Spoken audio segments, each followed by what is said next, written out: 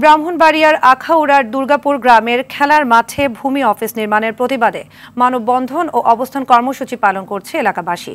মানববন্ধনে স্থানীয় কয়েকটি ক্রীড়া সংগঠনের সদস্যসহ কয়েকশো ক্রীড়াপ্রেমী যুবক ও এলাকাবাসী অংশ নেয়। স্থানীয়দের আশঙ্কা, গ্রামের একমাত্র খেলার মাঠে ভবন নির্মাণে খেলাধুলা বাধাগ্রস্ত হবে। আখাউড়া থেকে মোহাম্মদ সাদ্দাম হোসেনের প্রতিবেদন জানাচ্ছেন সৈয়দা সামিয়া তামান্না।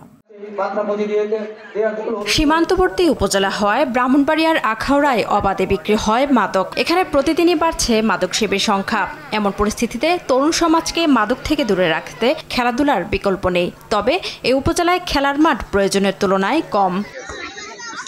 উপজেলার দুর্গাপুর গ্রামে একটি মাত্র খেলার মাঠ থাকলেও সেই খেলার মাঠে ভূমি অফিস নির্মাণ করা হচ্ছে।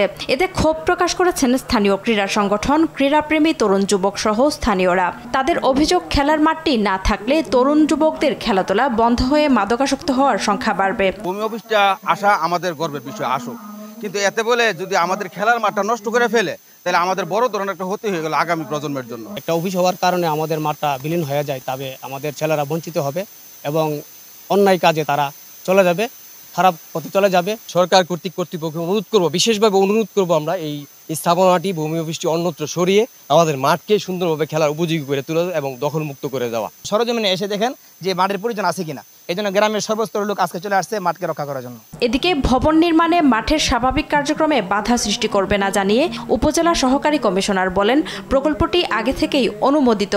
ভূমি অফিসটা হবে, কিন্তু ওরা তখন মেনে নিচ্ছে। এর পরিপ্রেক্ষিতে ওই যে মাটি কাটার কাজ শুরু করছে। এরপরে এখন একদিন মাটি কাটার পরে ঠিকাদারের কাজ বন্ধ করে আজকে তারা মানববন্ধন করছে। তো ওদের সাথে আবার বসবো, এখন ওরা কি চাই দেখি। স্যার হয়তো আবার বসবে, তাদেরকে নিয়ে বিষয়টা সমাধান করা যাবে। দ্রুত এই নির্মাণ প্রকল্পটি বাতিল করে ভূমি অফিস অন্যত্র সরিয়ে নেওয়ার দাবি জানিয়েছেন স্থানীয়রা। সৈয়দা সামিয়া তামান্না, RTV।